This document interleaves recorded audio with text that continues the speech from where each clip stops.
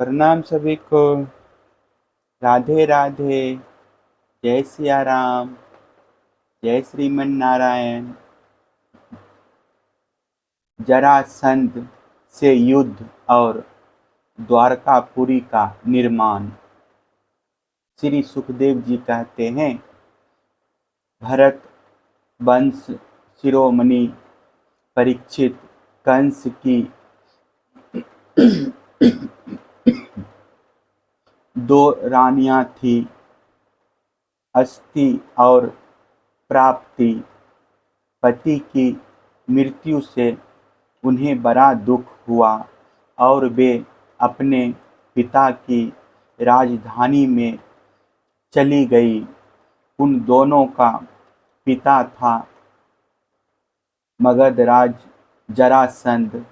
उससे उन्होंने बड़े दुख के साथ अपने विधवा होने के कारणों का वर्णन किया।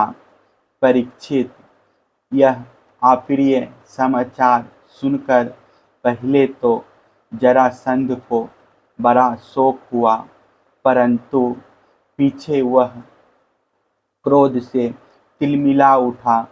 उसने यह निश्चय करके कि मैं पृथ्वी पर एक भी यदुवंशी नहीं रहने दूंगा, युद्ध की बहुत बड़ी तैयारी की और 23 अक्षौहिणी सेना के साथ यदुवंशियों की राजधानी मथुरा को चारों ओर से घेर लिया।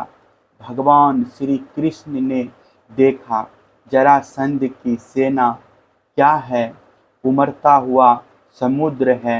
उन्होंने यह भी देखा कि उसने चारों ओर से हमारी राजधानी घेर ली है और हमारे स्वजन तथा पूर्ववासी भयभीत हो रहे हैं। भगवान श्री कृष्ण पृथ्वी का भार उतारने के लिए ही मनुष्य का सा भेष धारण किए हुए हैं। अब उन्होंने विचार किया कि मेरे अवतार का क्या प्रयोजन है और इस समय इस स्थान पर मुझे क्या करना चाहिए। उन्होंने सोचा, यह बड़ा अच्छा हुआ कि मगध राज जरासंध ने अपने अधीनस्थ नरपतियों की पैदल, घुड़सवार, रथी और हाथियों से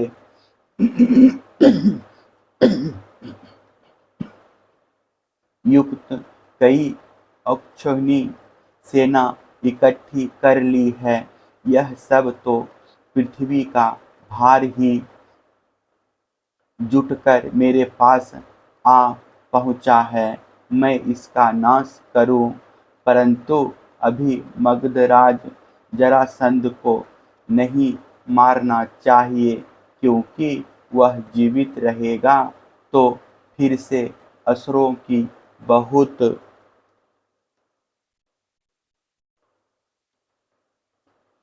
सी सेना इकट्ठी कर लाएगा।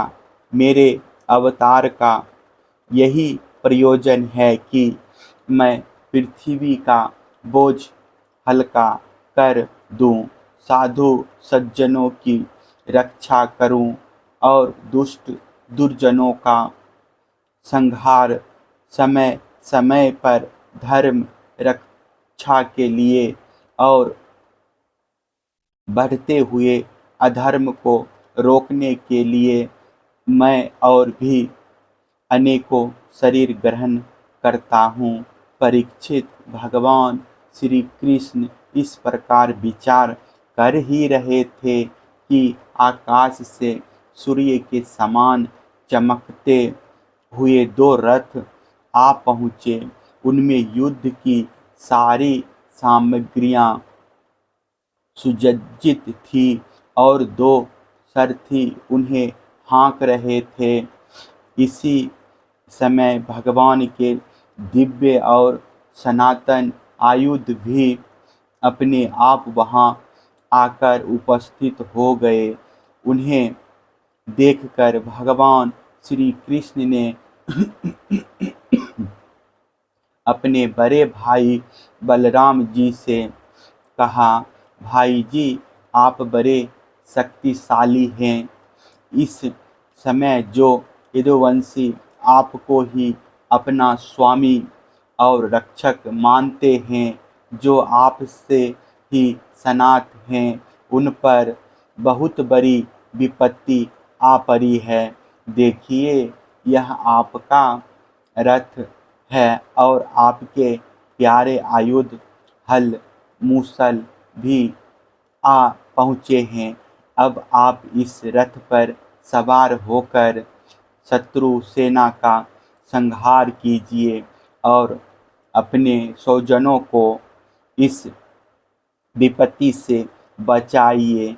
भगवान साधुओं को का कल्याण करने के लिए ही हम दोनों अवतार ग्रहण किया है। अतः अब आप यह 23 अक्षौहिणी सेना पृथ्वी का यह विपुल भार नष्ट कीजिए। भगवान श्री कृष्ण और बलराम जी ने यह सलाह करके कवच धारण किए और रथ पर सवार होकर वे मथुरा से निकले। उस समय दोनों भाई अपने अपने आयुध लिए हुए थे और छोटी सी सेना उनके साथ साथ चल रही थी। श्री कृष्ण का रथ हाँक रहा था। दारुक पुरी से बाहर निकलकर उन्होंने अपना पंचजन्य शंख बजाया। उनके शंख की भयंकर ध्वनि सुनकर शत्रु पक्षी की सेना के वीरों का हृदय डर के मारे थर्रा उठा।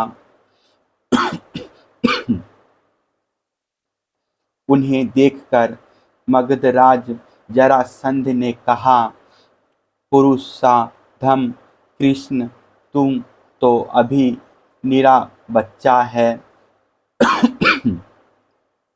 अकेले तेरे साथ लड़ने में मुझे लाज लग रही है।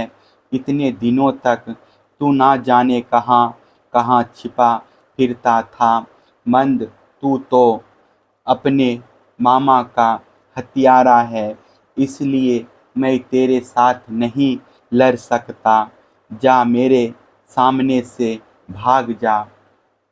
बलराम, यदि तेरे चित्त में यह श्रद्धा हो कि युद्ध में मरने पर स्वर्ग मिलता है, तो तू हिम्मत बांध कर मुझसे लड़। मेरे बाणों से छिन्न भिन्न हुए शरीर को यहाँ छोड़कर स्वर्ग में जा, अथवा यदि मुझ में शक्ति हो तो मुझे ही मार डाल। भगवान श्री कृष्ण ने कहा, मगधराज, जो शूरवीर होते हैं वे तुम्हारी तरह डींग नहीं हाँकते। वे तो अपना बल पौरुष ही दिखलाते हैं। देखो, अब तुम्हारी मृत्यु तुम्हारे सिर पर नाच रही है। तुम वैसे ही अकबक कर रहे हो जैसे मरने के समय कोई सन्निपात का रोगी करे।